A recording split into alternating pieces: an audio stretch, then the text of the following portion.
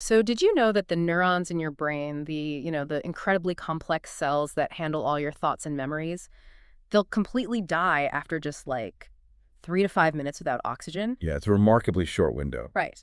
But then you look at something like the fibroblasts, the cells making up your connective tissue, and they can basically hold their breath and survive for up to an hour under those exact same Which conditions. is just a massive difference in survival. It really is. And it all comes down to this one core biological principle, right? Cellular adaptation.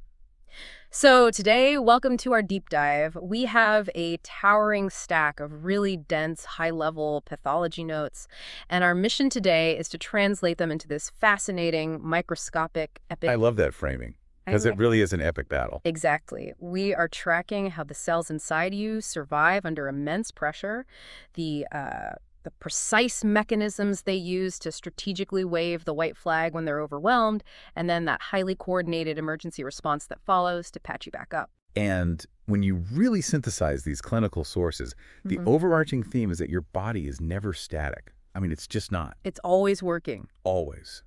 It is in this relentless, never-ending state of assessment. Every single physical or chemical stressor you encounter, it forces a microscopic chain reaction. Right. Your cells are constantly fighting to maintain equilibrium. And when they get pushed toward the brink, they execute these very specific, hard-coded protocols. So let's unpack that initial adaptation phase. Because, before a cell actually dies, it tries its absolute hardest to absorb whatever stress you're throwing at it, right? Yeah, it definitely tries to adapt first. And I always think of it like going to the gym. When you lift heavy weights, you place this severe mechanical stress on your skeletal muscles. Which is a great analogy, yeah. Right, so the muscle cells adapt to that stress by synthesizing more proteins, making the individual cells physically larger. And that increase in the actual size of the cell, that's hypertrophy. Exactly. Hypertrophy is all about size. Yeah, But other tissues have a completely different playbook. right, like the uterus. Yes.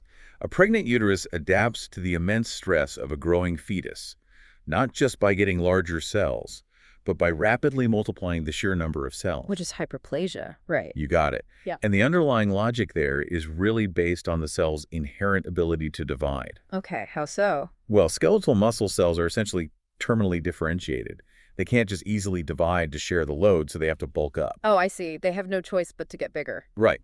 But the uterine tissue, it retains the cellular machinery to replicate its DNA and divide. So it utilizes both hypertrophy and hyperplasia. Which is brilliant. It's a highly specific response. hmm But adaptation is a finite resource, right? I mean, it only works up to a distinct threshold. Yeah, absolutely. Which brings us to the breaking point. Okay, let's unpack this. What happens when the stress entirely outpaces the adaptation? Like in profound hypoxia, where there's just a total lack of oxygen. And that's usually caused by ischemia, right, which is reduced blood flow. Right, exactly. So the blood flow drops, the tissue is choked. What happens? Well, that cascade of failure is arguably the most critical sequence in cellular pathology. Without oxygen, oxidative phosphorylation in the mitochondria just grinds to a halt. And the mitochondria are the powerhouses, so that's It's bad. very bad. They are stripped of their ability to produce ATP, which is the core energy currency. And without ATP, the critical infrastructure of the cell begins to fail. Especially the pump on the cell membrane, right? Exactly. The sodium-potassium ATPase pump. I always visualize that pump like a biological bailing bucket on a sinking ship. That's a perfect way to look at it. Because under normal conditions, the cell has to constantly spend energy bailing sodium out of its interior just to stay afloat. And there's a great mnemonic in the notes for this, by the way. Nokia. Ah, yes. N or sodium out, K or potassium in. Right. The cell uses ATP to relentlessly bail sodium out against its natural gradient. So what happens when the bailing stops? Well, the moment the mitochondria fail and the ATP drops to zero, the pump freezes. And because there is a massive concentration of sodium outside the cell, it instantly floods back in. And in biology, wherever sodium goes, water follows, right? Exactly. Osmotic pressure dictates that. So water rushes across the membrane, completely flooding the cell. Wow. The cell undergoes what we call hydropic change. It swells dramatically. And as it expands, the internal architecture physically distorts. So it's literally bloating from the inside. Yes, and as it bloats, the ribosomes, which are essentially the cell's protein factories, they literally tear away from their anchor points on the endoplasmic reticula. Because it's stretching so much. Exactly. And without those attached ribosomes, protein synthesis completely collapses. Okay, wait, so the cell is massively swollen, it has absolutely no energy, and its protein factories are dismantled. I mean, is it dead at this point? No, and that is a really crucial distinction. Everything we just described is still considered reversible injury. Wait, really? It can bounce back from that? It can. If the blood clot dissolves or oxygen is restored to the tissue, the mitochondria can reboot. They produce new ATP, power up the pumps, bail the water back out, and reattach the ribosomes. So the ship can actually be saved? Exactly. The true line between reversible and irreversible injury, the absolute point of no return that requires structural devastation. Like membrane damage. Yes, severe membrane damage. And the sudden appearance of what pathologists call amorphous flocculent densities inside the mitochondria. Amorphous flocculent densities. I mean, aside from being quite the tongue twister, what are those physically? Like, why are they the death sentence? Well, they are these dense physical clumps composed heavily of calcium. You have to understand the extracellular calcium gradient. Okay. Outside the cell, calcium levels are roughly 10,000 times higher than inside the cell. 10,000. Wow. Yeah, the intact membrane acts like a dam, holding back this absolute ocean of calcium. So when the membrane is finally damaged from all that severe swelling, that dam breaks. Oh, man, so it just floods in. Calcium violently floods the interior, entering the mitochondria and permanently crystallizing into those densities. The mitochondria are physically destroyed. So the power plant isn't just turned off, it's permanently flooded with concrete. That's a great way to put it. And the nucleus itself starts to disintegrate right after that. Right. The clinical notes break the nuclear destruction down into 3 stages.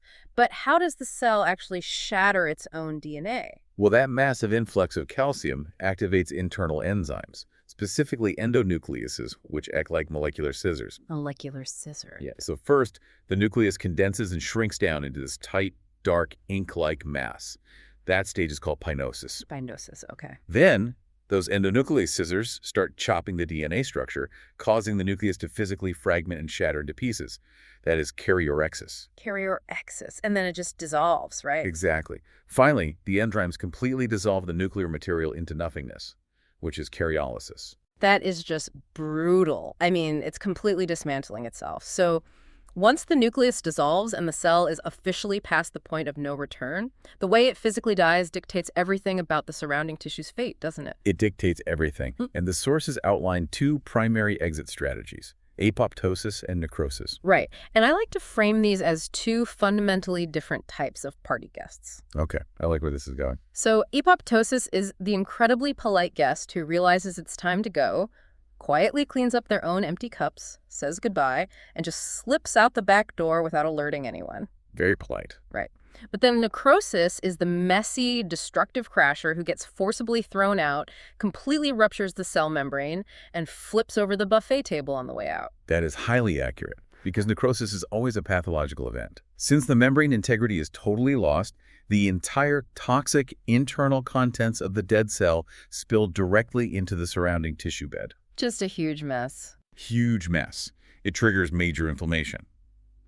Apoptosis, conversely, is highly programmed and causes 0 inflammation. Now, I have to push back on that 0 inflammation claim just a bit. Oh. Yeah, because if apoptosis involves dismantling a cell from the inside and chopping up its DNA with molecular scissors, how does all that physical destruction not leak out and trigger at least a minor chemical alarm? It's all because of the integrity of the plasma membrane. It stays intact. In apoptosis, the membrane never tears. The cell utilizes specific enzymes called caspases. Ah, right, the caspase. Yeah, the notes specify initiator caspases like 8, 9, and 10, which trigger executioner caspases like 3, 6, and 7. Executioner caspases sounds intense. It is. These enzymes systematically dismantle the cell's internal skeleton and DNA, but that outer membrane remains completely intact. It actually pinches inward, bagging all that internal debris into tiny, sealed, membrane-bound packages called apoptotic bodies. So it's literally bagging its own trash. But how do those trash bags get removed without just accumulating in the tissue and causing a problem later? Well, what's fascinating here is that the cell uses a chemical signal. It takes a specific lipid molecule called phosphatidylserine, Phosphatidylserine. which normally lives exclusively on the inner hidden layer of the cell membrane, and it actively flips it to the outer surface. Oh, like waving a flag. Exactly. Yeah. Passing immune cells, specifically macrophages, recognize that flipped molecule is a highly specific eat me signal. They just silently engulf the sealed apoptotic bodies. Wow. There's no leakage, so there is no inflammatory alarm. It's so precise that if you run the DNA of an apoptotic cell through a lab test called gel electrophoresis, it doesn't look like a chaotic smear at all. What does it look like? The caspases cleave the DNA at such specific uniform intervals that it creates a perfect, organized stepladder pattern on the gel. A microscopic stepladder of death. Basically, yeah. That is hauntingly organized. But let's look at the messy crasher necrosis, because our sources highlight incredibly evocative, almost morbid language that pathologists use for this. Pathologists do have a flair for the dramatic. They really do. Because when a cell membrane violently ruptures, it leaves a distinct physical signature depending on the tissue environment, right? Right. And the most prevalent pattern is coagulative necrosis. This is characteristic of solid organ infarctions, like heart tissue after a severe myocardial infarction, a heart attack. Okay, so what does that look like? Well, the profound ischemia and subsequent acid buildup actually denature the structural proteins and the internal enzymes simultaneously. So the enzymes that would normally dissolve the cell are broken too. Exactly. By denaturing the enzymes, the dead cell can't actually dissolve itself right away. It's essentially cooked in place. The overall architectural outline of the tissue remains preserved for days, but the cells inside are entirely dead. Right, and the notes refer to those as ghost cells. Like you look under the microscope and you see the perfect outline of the cardiac cell wall, but the nucleus inside is just gone. It's a microscopic graveyard. It gives the tissue a literal tombstone appearance. Tombstone appearance, man. And the terminology gets even more visceral. Caseous necrosis, which is the hallmark of a tuberculosis infection in the lungs, that literally translates to cheesy. Yeah, caseous means cheese-like. The dead tissue completely loses its architecture and turns into this friable white-yellow mass that mimics crumbly cottage cheese. It's a hybrid mechanism, really. It's coagulative necrosis mixed with liquefactive necrosis. And then you have fat necrosis, right? Common after severe physical trauma to the breast or during acute pancreatitis. Right. As fat cells rupture, they spill these free fatty acids. Those acids chemically bind with the massive amounts of calcium rushing in, which is a process called saponification. Which literally means making soap. Exactly. It literally creates soap, leaving these distinct chalky white calcified areas deep in the tissue. Chalky white breast tissue or cheesy lung tissue, it's gruesome, but the visual really solidifies the mechanism. Now, the sources also detail some recently classified hybrid forms of cell death, right? That blur the lines between the polite guest and the messy crasher. Yeah, the strict binary of apoptosis versus necrosis is honestly an outdated model now. We categorize mechanisms like necroptosis, which is programmed and deliberate, like